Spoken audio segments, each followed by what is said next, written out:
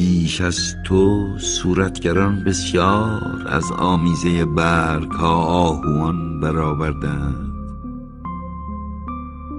یا در خطوط کوه پایه ای رمه ای که شبانش در کج و کوک ابر و ستیغ کوه نهان است،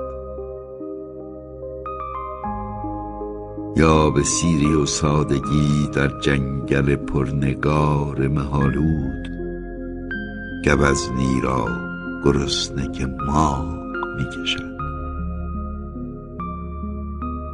دو خطوط شباهت را تصویر کن، آه و آهن و آهک زنده، دود و دروغ و درد را که خاموشی تقوای ما نیست. سکوت آب میتواند خشکی باشد و فریاد آتش، سکوت گندم میتواند گرسنگی باشد و غریب پیروزمند قحط، همچنان که سکوت آفتاب ظلمات است. اما سکوت آدمی فقدان جهان و خداست. غریب را تصویر کن.